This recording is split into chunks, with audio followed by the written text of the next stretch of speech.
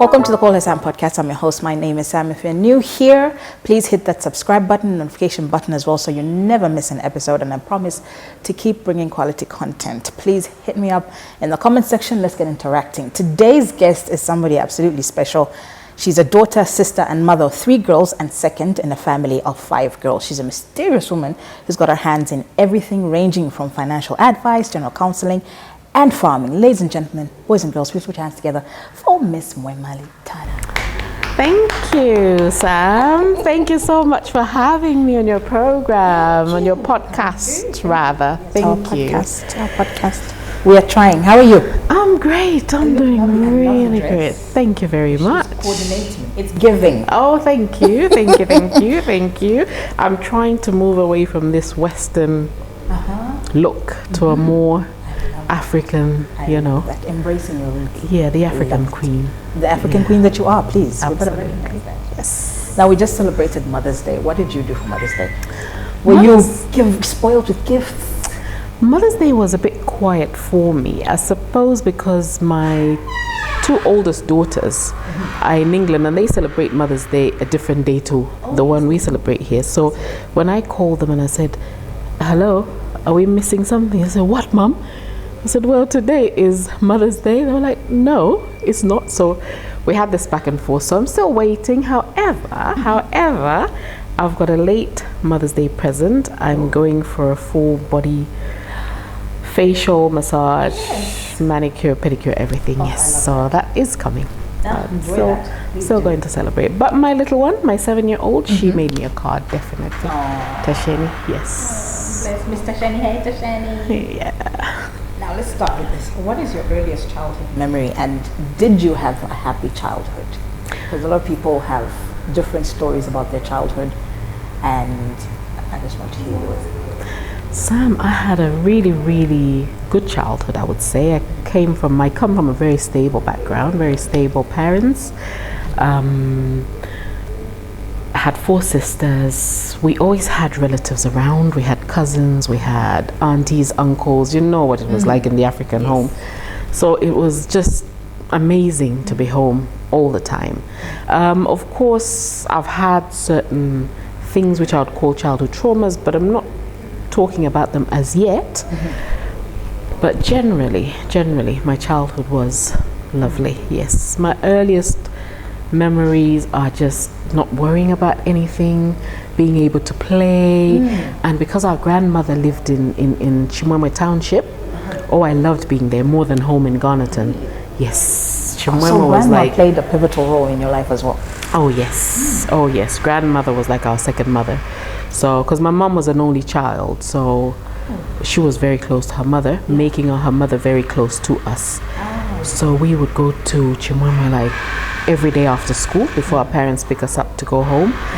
And those, I think, are the best memories for me, to be honest. Yeah. I love that you had a close relationship with your grandma, and that you had a chance or an opportunity to be around her, because not many, like our children, some of us, our kids don't really have that, don't have both grandparents, only have one grandparent to have that. So I love that you had that, because I had my grandfather as well, but I had my grandmothers as well.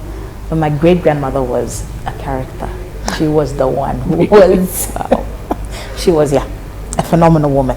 Now talk to me about your mother. What kind of woman was she? Oh, mother dearest. Anyone that knew my mother would tell you, not because she was my mother, but she was just whole. She was a whole human being. She was an amazing, strong, realistic, practical person who, you know, and we were so lucky, or we are still very lucky to have had her in our lives. She was a sort of mother you'd go to with anything and everything. And she would say to us, look, you can go out there for advice, but no one will give it to you the way I'll give it to you. I'll be truthful because you're my babies. And our friends, we had friends, cousins who would come to our mother, leave their mothers, come to our mother for advice. So it was actually an honor being her daughter. Was she? Still is. She's in heaven. Yeah. What's your favorite memory about her? Gosh, which one can I pick? Sam, there were so many, so many. But my immediate sister and I, my immediate young sister and I, Mukumbi, we had this habit of irritating her. And she would pronounce her R's like, R. You two are terribly irritating me. So that, yeah, we laugh about that almost every day. But the memories are millions to count. I can't even pick any. You can try to pick two. I'll try to pick two. The best memories would be whenever we come home for Christmas from boarding school, because we all went to boarding school. We'd find everything prepared. We would go to either Siavonga or Livingston, and each time any of us completed our grade 12 education, she would take us to South Africa. Driving to South Africa. Oh, yes. That must have been a long but fun, maybe, drive? Very fun. Very, very nice, yes. Oh, I love you had those memories, because not a lot of people do have the memories with their mom. I was about to ask you, what, for those who struggle or are having or have difficult relationships with their moms, what would you tell them? I think as parents, now that I'm a mother myself, as parents, let's be as open as possible with our children. Let us learn not to push our children away, because we're adults, and especially in the African, the Zambian setting, we tend to feel that we are wiser, we know more than our children, so we shut them up. We talk about their problems like it was nothing. And I'll give you a typical example, Sam. My two daughters, my first two daughters are 25 and 23 now, or this year they'll be turning that. And they would come to me, share something with me, and I would quickly call my sisters, not spitefully, but for me, I'm sharing with my sisters. Oh, oh, my daughter called me, and I was slowly pushing them away because they were losing their trust in me. Oh, so they didn't want you to? They didn't want me to. But you were kind of like, hey, she came to me and... But I've realized that's across, I'm not sure about, I'm not going to talk about Africa, but that's across the Zambian setting. As adults, you find people talking about maybe another person's daughter's problems very openly. Oh, she's going through an abusive relationship, under the guise of I'm helping her, or I'm asking for prayers for that child, or my child. Be as open as possible with your children, but if they come to you with something in confidence, it's in confidence. But I think be as open as possible with your children. Yeah. Would you say your mom was open with you and your sisters? Very open, very, very open. To the point where when we're getting married, mom would actually sit in there with us and the Nachimbusas. Yes, because she wanted to know what they were telling us. She said, look, I can't teach you everything myself, but I still need to know what they're telling you because I want the best for you. So, yeah, she was very open. Yes. So you could go to her for everything and anything. Yes. Oh, love that. What did you have as a child that kids today do not have? What can I say, Sam? Safety, I would say. I'm not talking about financial safety. It was just that safety of knowing I'm going to a safe place, home. Mom and dad will be there. Whether or not they've got everything, we're still going to be in a safe place. Nowadays, and our parents related with people in such a way that we could go to those people knowing we'd be safe. Nowadays, you can't really trust anyone. Sometimes not even children can trust you. With everything that's going on in the world, sometimes we can't even trust ourselves. Sometimes it's funny you said that you can't even trust yourself, because I had a moment with my son where I was trying so hard to be patient. I really did try. Then I found myself losing my patience and ready to possibly hit him, because I was just like, you have to listen to me. But I didn't say that. I had to pull myself back, and I'm like, can I trust myself with my son? So that was a moment that was just like, oh no, like, why? I've seen that where we've witnessed moms lash out at their kids, especially in the areas where I saw a mother and her son, and he wanted something and he was screaming, and she just turned around and backhanded him. So I actually stopped and I was like, that's not necessary. He obviously wants something. Just talk to him. But then I was told, oh no, don't involve yourself in people's business. You will get shot or killed or beaten or something. And I was just coming from a mom's perspective, like, it wasn't necessary. So that whole, we can't even trust ourselves. We have to. That's a good point, actually. I think, don't get me wrong as well, Sam. I think discipline is one thing. Lashing out is another thing. Yes. Our mother was a disciplinarian. She used to smack. In fact, she used to beat. Yes. We had what we called a 1 kwacha 15 gwe. So it was 1 kwacha, she pulls your ear, and a slap on your cheek, that was a 15 gwe. Oh, wow. So it'd be like, okay, she'll give you a 1 kwacha 15 gwe if you're not careful. But she picked her moments, and that's something we've all taken from her. Mom picked her moments. She knew when to just speak to you, and she knew when to smack you. So I think even for us now as mothers, and that's how I brought up my first 2 daughters. Yes, I did smack them, but Mom always said, look, when the girls reach a certain age, you need to stop. No, you can't be physical with them. You then transition to talking to them. Yes, and it's worked. It has worked. So for those who still beat their kids, 16, 17 years old, 18, because you do have moments when parents will beat their kids. They're like, as long as you're under my roof, no. So what we need to understand is, as human beings, we go through stages. We've got the formative years, we've got the early formative years, then we've got the following formative years, and then we've got the third formative years. And then after that, a person starts to develop their character, their maturity. They start having that personality. They start feeling shame. When you're a certain age, when you're young at a certain age, there's no shame. You just do what you're doing. Just do what you're doing, yeah. You can't be embarrassed or mom will beat me. But when children start reaching the ages of 9, 10, 11, you have to rethink your strategies. Because at that moment they start feeling the embarrassment. You start eating at their confidence and their ego. Yes. So you do the bending while they're still young. If you catch them young, smack them while they're still young, as they grow, they'll start realizing the wrong and the right. So when they start getting to that mature age, which is normally 9, 10, 11, around there, they would have known what's right from wrong.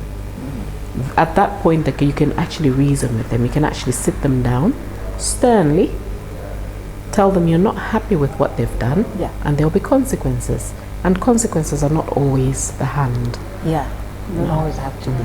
I joke with my kids. I mean, my 25-year-old, I'll smack you. She'll be like, sick ma'am.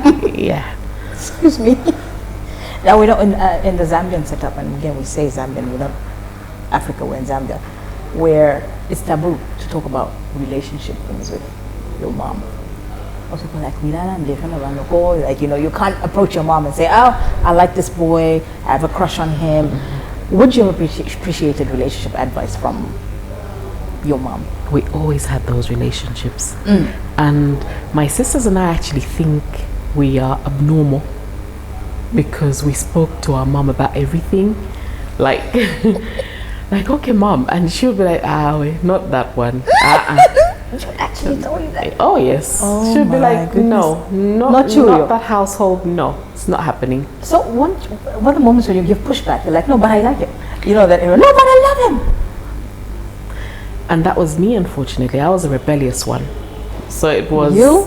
My goodness, no one would have guessed. I was like, I like him, whatever, I like him. So yeah, it's taken me a while to actually realize that your mom knows best. I look back and I'm thinking, had I listened to mom, to mother dearest, and that one, I would not have ended where I ended up. You know? But it's so hard. There's such a fine line because you're like saying mom knows best. then it's like, but surely I also know what's best for me. We think so, Sam. We think that, but really we don't. So when, oh my goodness, I'm now thinking I could do so many things. And like,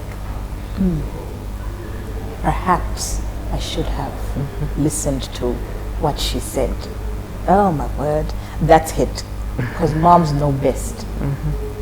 Because they're, as a mother, you're seeing things from a bird's eye view. You're seeing from and you've been through life.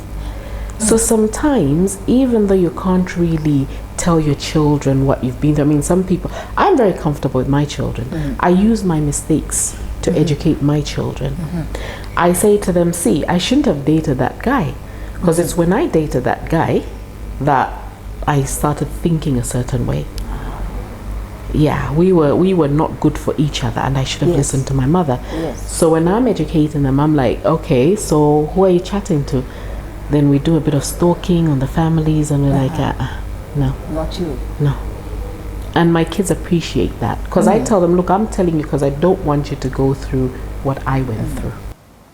So you either take it or leave it, but I would like you to take it, and thankfully they do take it.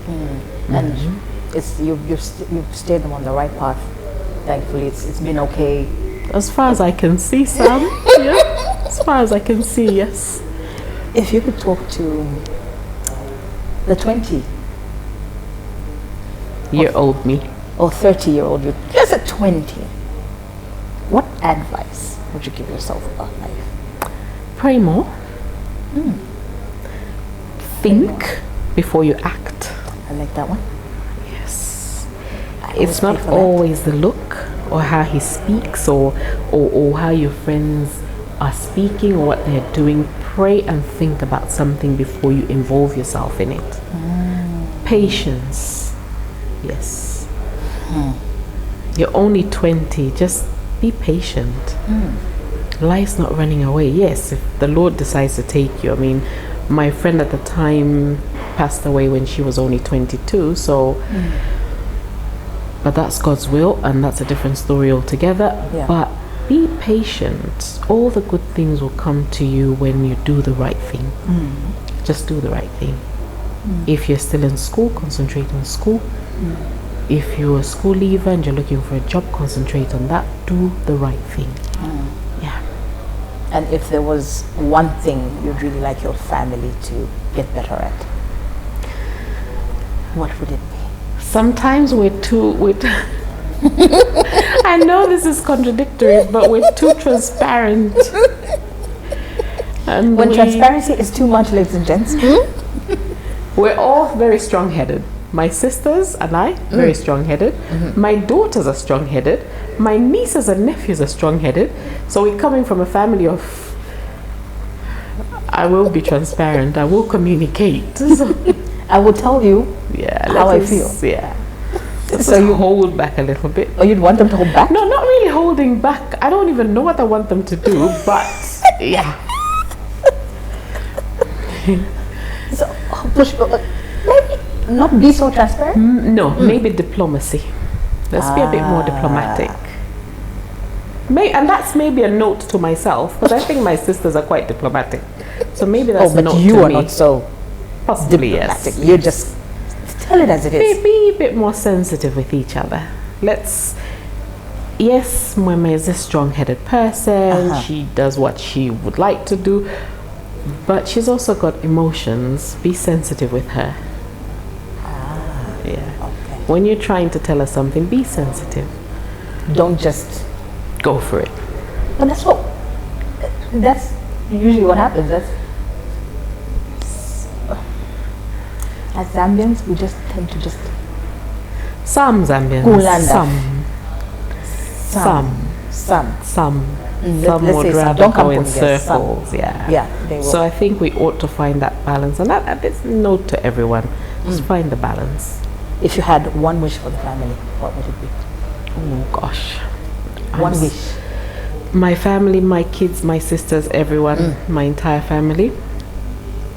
You know what? I'm just so grateful to God for the family that I have. I'm not sure I can only wish for good health, long lives, continued happiness. Yes. Yeah. I'm so grateful for the people I have in my family. Yes. Is there anything that you worry about with your family? Yes, I do worry about health a lot. We've got strokes, heart attacks running in the family, so I do worry about those things, yes. We've got children, and people can get into anything at any age.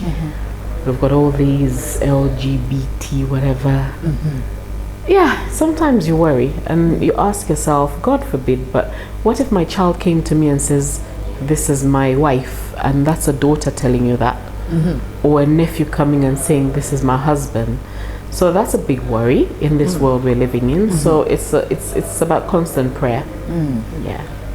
We spoke about relationships and how it's taboo to speak to your mothers about relationships. If your daughter came to you, and what would you tell your daughters about relationships, marriage?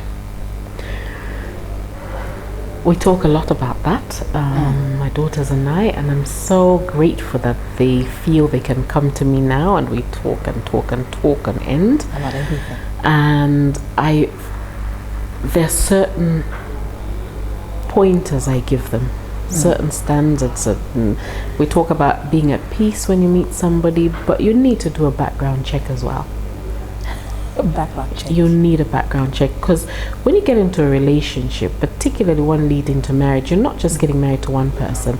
Yes, the Bible says you become one, but this is Zambia we're living in. You're marrying you're marrying the upbringing, and you're marrying the family.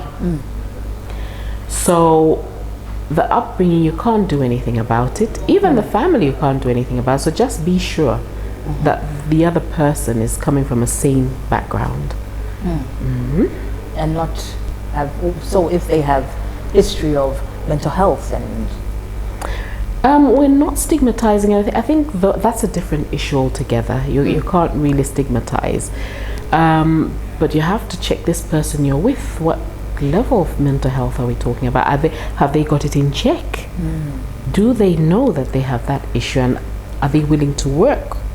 And then with issues like that, Sam, I think you can't really stigmatize, and you can only work with a person. Although I'd find it quite hard to let my daughter just, her decision, her decision, but I would warn her about future consequences and complications. Because at the end of the day, as I said to you, Sam, I was very, very rebellious. And my mother would reach a stage of, okay, you know what? I've told you the consequences, but you seem to know what you're doing, and you seem to want to think you know everything. When it goes wrong, I'm like, Mom. And you go back to Mom. It's wrong, this has happened, and she would give you that look like the I told you so look, but she was never really I told you so type of person. She would just advise you moving forward. As I say, God takes the best. She was just the best. Mom was always forward thinking. So she would just advise you. What do you miss most about her? Her advice. Her eye. Her special eye. Moms always have that. They see things from bird's eye view. I pray to have that. Just give me that eye, give me that thing. That thing that moms have. And you're doing really well, Sam. You think so? You are. You're a great mother. Oh my goodness, thank you. I feel like I'm failing so much. And sometimes you don't think you are until they reach a certain level. It's only now, actually. It's only now that I realize, so I must have done something right there. Because look at the way the girls have turned out. But when you're doing it, you're not sure, is this right, is this wrong? So you can only do what you know, particularly what you've seen from your mother, hopefully.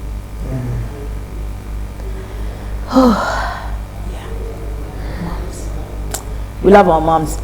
Now, if your daughter came up to you and said, Mom, I'm staying for the children, because we've heard of situations where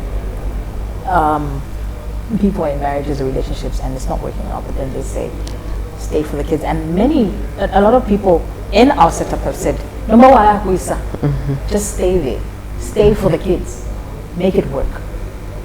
mostly just stay for the kids. So what if she came up to you and said, this is what's happening, A, B, C, D, but I'm going to stay for the kids?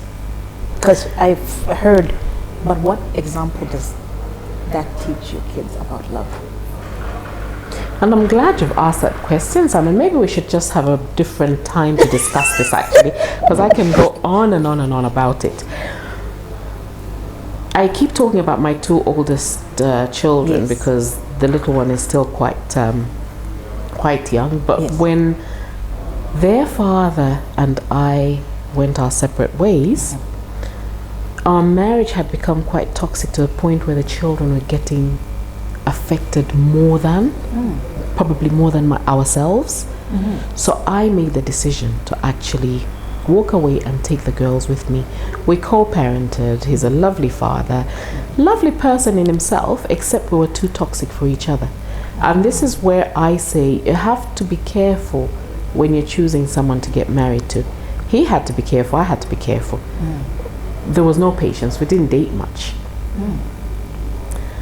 So the girls now actually appreciate that mommy made that decision. It was hard then. Yes. It was very hard. The girls couldn't understand why mommy had moved away and taken them away. And it was really, really, really hard for all of us. But it had to be done.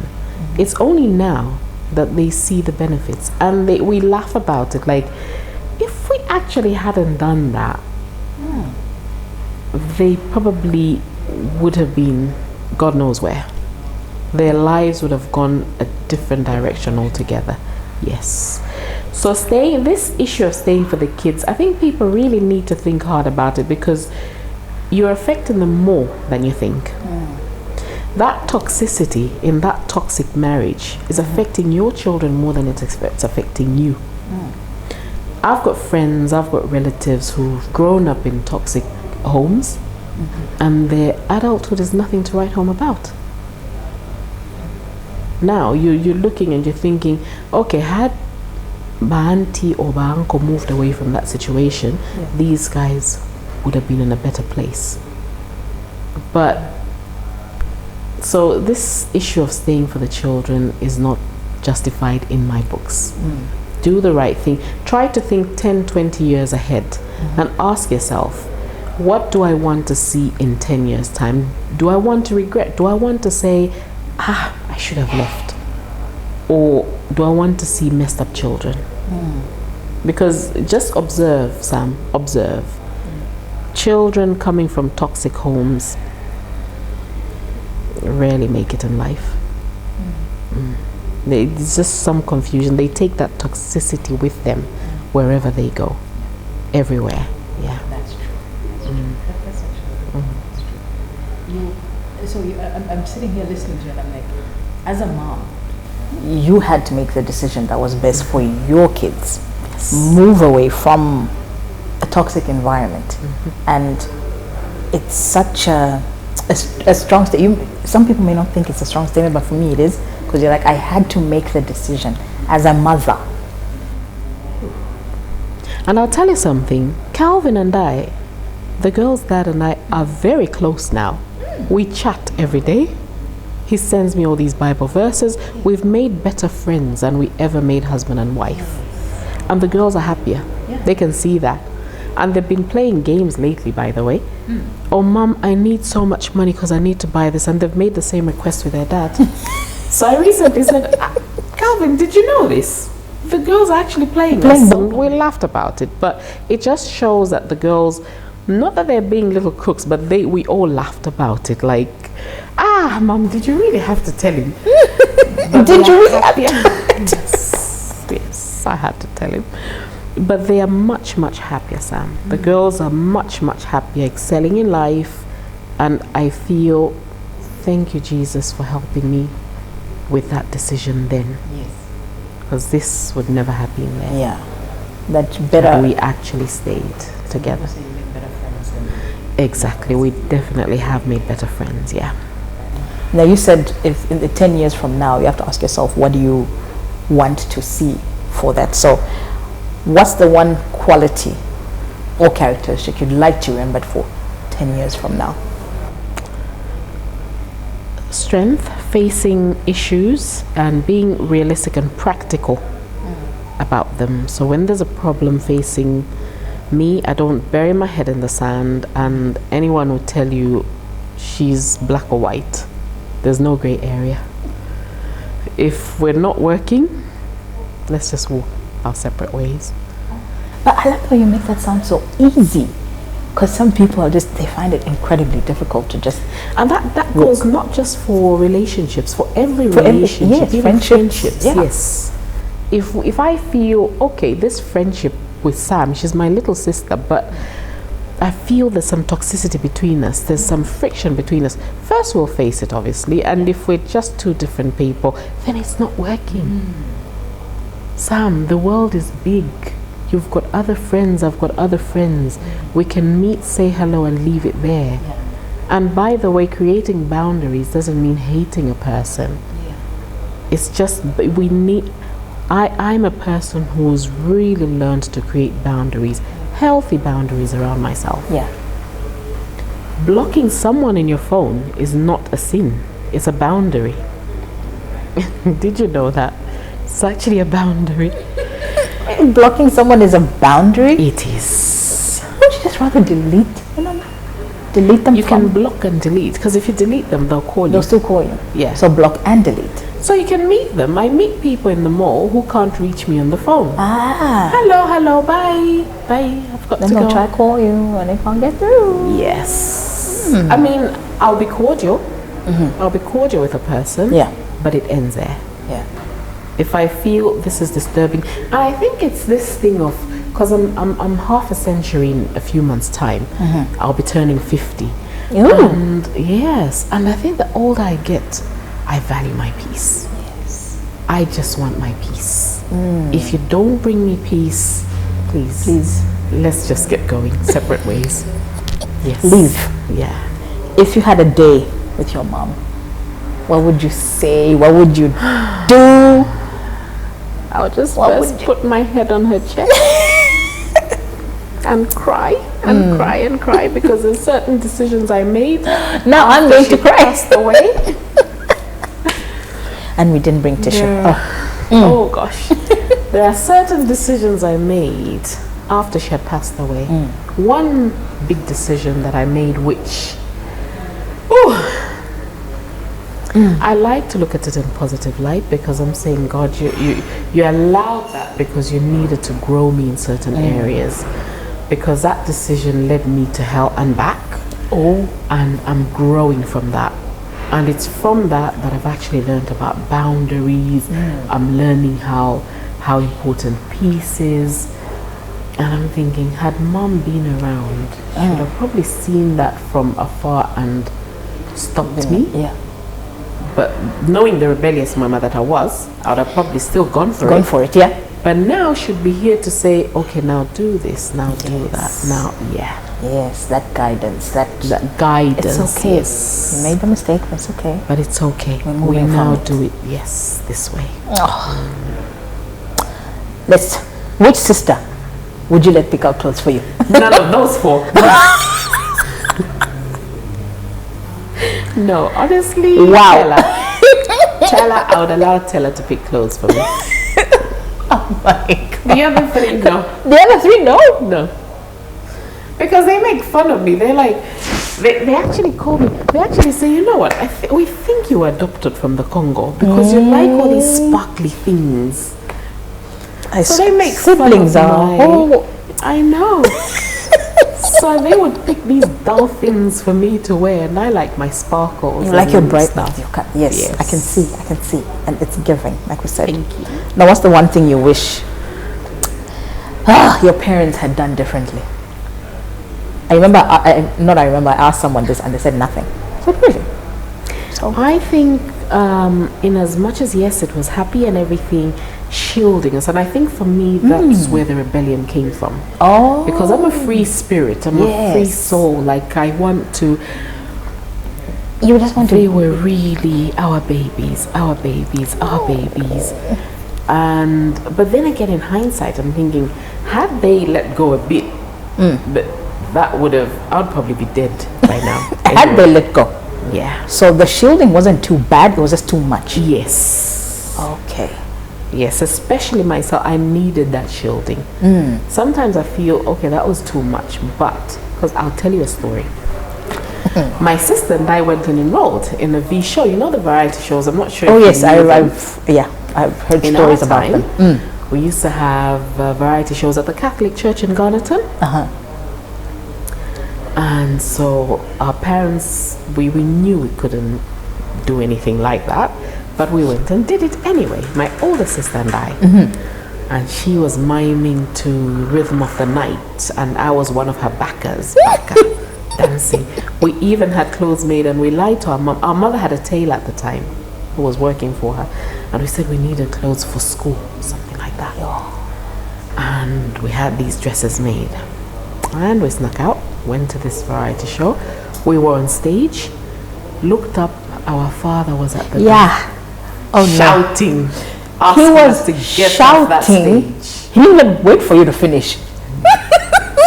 A parent. My sister just decided we are going to finish his song, but he was having none of it.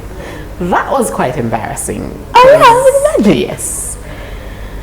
That was quite embarrassing. So yeah, he got us off stage and took us home. And our mother gave us a beating there. Of course she did. Not 1/450. That was a rare one because we were older than the age, the recommended age, but that was a rare one. It's the sneaking out that you had the lying. audacity to do. No, in fact, not even, that's not audacity. That's bravery. The audacity is that your sister decided, nah, we're finishing this song. Yeah. Yeah. Yeah. And he was still shouting, off the stage. I'm like, oh gosh. And we kept dancing. She kept miming, and he was getting louder. And I thought, oh Lord. But yeah. Lord. Yeah. Last question before we leave. About it now. We're laughing now. Gosh. Then you thought your life was over. We're dead. Cried for weeks. We couldn't go out. So our friends were. And then you guys are there in the house. Oh well, we live and we learn. Absolutely.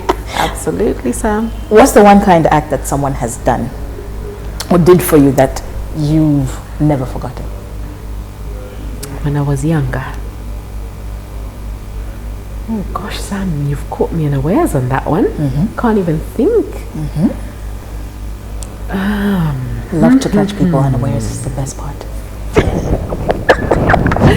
What is the kindest act? Oh my God, there were many. Oh gosh, Sam, I have to really rack my brain on this one. There were many though. Yeah, many things when I got myself into trouble, and then someone would come and speak for me. And oh yeah, I remember once actually, my older sister took a beating for me. Okay, that's love. Yeah, love, sacrifice. Yeah, I had done something really silly, and when Mom came out, she was like, "Who did this?" My sister goes, "It was me." Yeah. Love, sacrifice again. Sibling love. Yes. No one will have you back like your siblings, guys, because she's now taken up the mother role. She's only 2 years older than me, but she's still. What is it about the older? I'm the older sister. We feel like we are your parents. We're like, I'll set you straight. No, don't do this. Don't. Because you came straight after your mum, isn't it? So the older one, for example, my first daughter came straight after me, if you like, if I may put it that way. And she had no one else to look up to but me. And all she knows is my authority, so she takes that from me. So the older child always takes that authority off the mother, and they've got no one else to look up to. So so it's the mom. And we always harder on the first child. My firstborn daughter says, "Mom, okay, what have I done?" And I'm always, well, sometimes I don't know what to say to the younger ones. So I say, it's your fault that she did that. Because you're the older one. Why didn't you teach her better? And she'd be like, Mom, but I wasn't even there. Yeah, you're the oldest. You're the oldest, you should know. Yeah. Because I never understood sometimes of like, but why are you so hard on me? Like I said, what have I done? Hello? I didn't ask to be Especially here. our mothers. But I get it. Our mothers were really, really hard on the first children. Yeah. I get it. I remember my older sister's friend, she tells a story of the way her mother drove all the way to Ibenga from Kitwe to shout at her because her siblings had done something at home. Yeah. Oh, black moms are something else, I swear. Something else. But we love you, black moms. Absolutely. You're the bestest. Thank you so much for making time to talk to me. This has been amazing. I will call you back because clearly we still have a lot to cover. A lot of topics. You need to pick one topic at a time. Discuss that topic. Talk for the world. Come back. Discuss another topic. Speak for the world. Yeah. I won't come at you like with everything at once. I will pick up this. Yeah, we can talk about this. So thank you so much for being so open as well and vulnerable. You're welcome. Thank you. You're welcome. So motherhood is near to divinity. It is the highest, holiest service to be assumed by mankind. To all my moms out there, happy Mother's Day. I know it's a little bit late, but still, you deserve to be celebrated, loved on, appreciated. Absolutely. You deserve all the things. Thank you so much for watching. I will see you next week, Thursday. Please don't forget to hit that notification button so you don't miss out on any episode. I'll see you soon. Thank you.